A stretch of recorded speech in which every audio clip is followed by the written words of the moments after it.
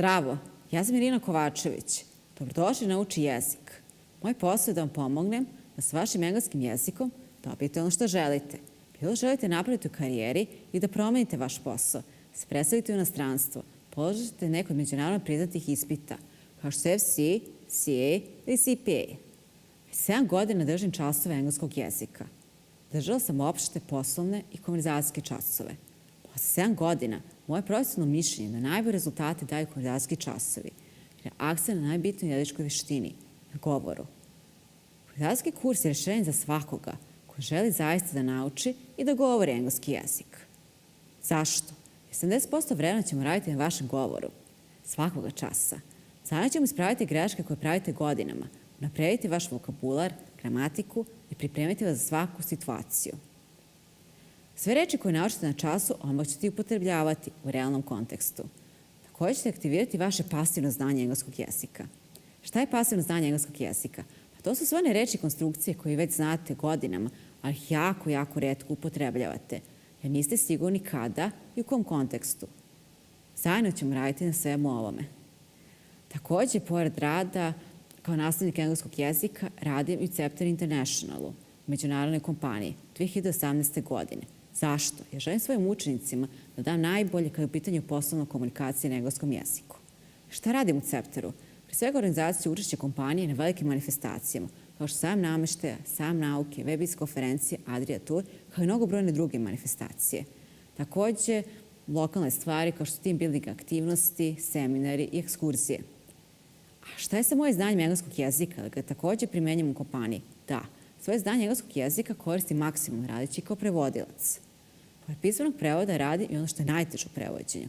Prevodim simultano i konsekutivno na skupovima, međunarodnim webinarima, proslavama, sastancima.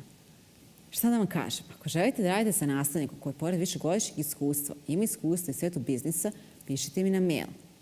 Molim vas, učite engleski, ne rizikujte vašu reputaciju. Hvala na pažnji i vidimo se u budućnosti.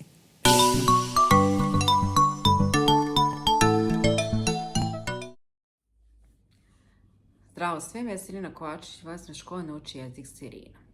U ovom videu ću vam dati neke preporuke za videe koje možete gledati na internetu kako biste unapredili vaše znanje engleskog jezika. Ovako, ovo je pre svega da kažemo za malo napredni nivo. Od B2 pa najviše, mada za ambiciozni na B nivou može isto biti korisno. Pre svega BBC Reels. Imate njihov YouTube kanal i tamo možete naći različite videe na različite teme. Zašto je ovo bitno različite videe na različite teme? Samo da bi vam bilo zanimljivo, što pretpostavljam prvo što vam je palo na pamet, što naravno jeste tako. Trebate gledati ono što mi je zanimljivo na engleskom jeziku, kako biste lakše sve motivisali raditi recimo na jednom nivou, ali s druge strane zbog samog vokabulara. Znači, neko može mi kaže, ja mnogo volim da gledam prijatelji, tu sam naučio engleski. Drugi mi kaže, ja mnogo volim da gledam House of Cards, pa sam tu naučio engleski. Treći mi kaže, mnogo volim da gledam seriju Suits i tu sam naučio engleski. Sve ovo zaista lepo i da kažemo nivoi engleskog jezika u svojim emisijama jako razliku. To je prva stvar. Druga stvar, ograničenost vokabulara. Znači, ako su pitanje prijatelji, nema gotovo šanse da čujete išta što je vezano za poslovni engleski jezik. Isto kao je pitanje serije Suits, bit će dosta pravne terminologije, plus naravno svakodnevni govor, ali neće biti drugih stvari. Tako da je zato bitno da stalno menjate sadržaj koji gledate.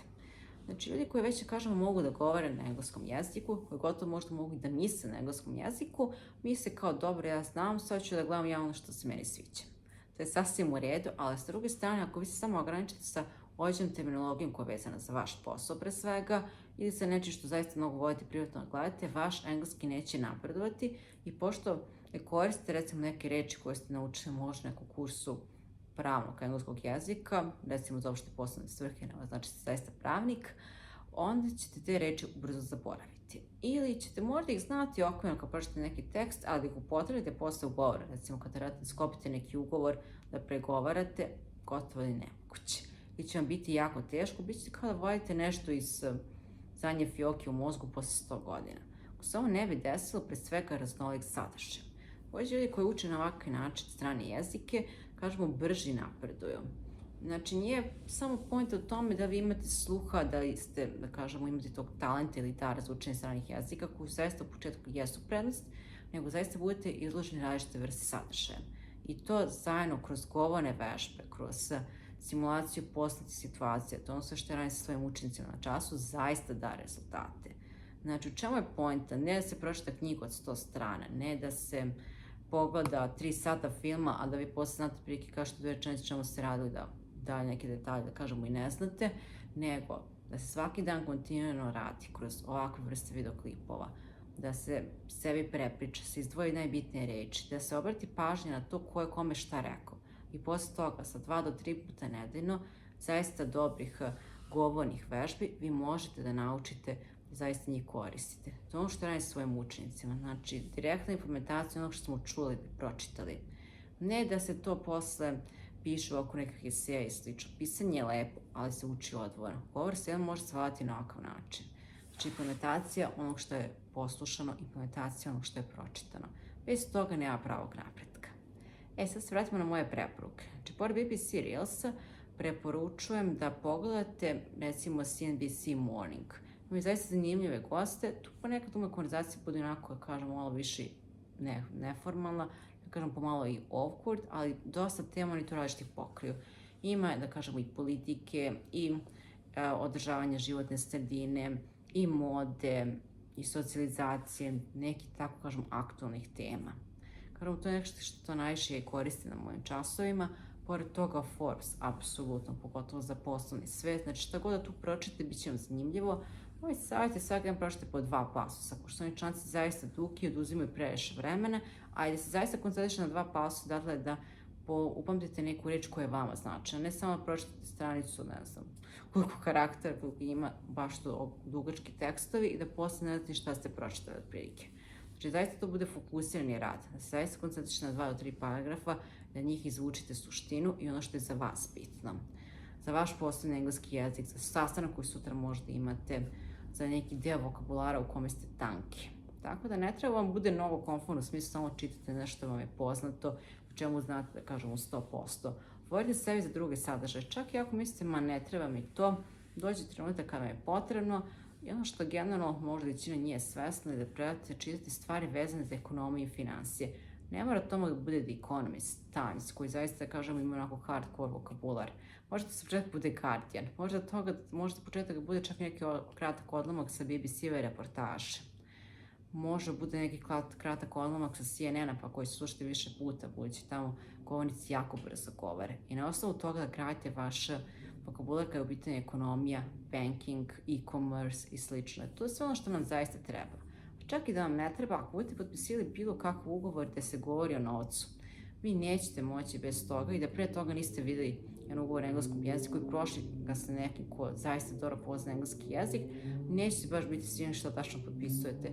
Jer te reči koje se tu koriste, ne koriste se u govornom jeziku. To je, kažem, neka razlika među srpskog i engleskog jezika. Generalno sve što se kod nas kaže, to se ne nalazi na papiru. U engleskom jeziku je drugačije. Velika razlika među govornog i pisanog engleskog jezika. Tako da pamet u glavu, BBC Reels, Forbes, Guardian, CNN, CNBC, CNN, različite serije, zaista, apsolutno podržavam gledanje serija, ali ne u smislu vi gledate maraton serije, posle ne zapamtite njenu reč i da stalno imate neki vokabular koji se vrti kroz glavu koji, kao znate, a u stvari niste 100% sigurni što te reči znači. Znači, od toga apsolutno nema koristi. Hvala vam puno i vidimo se uskoro. Zdravo!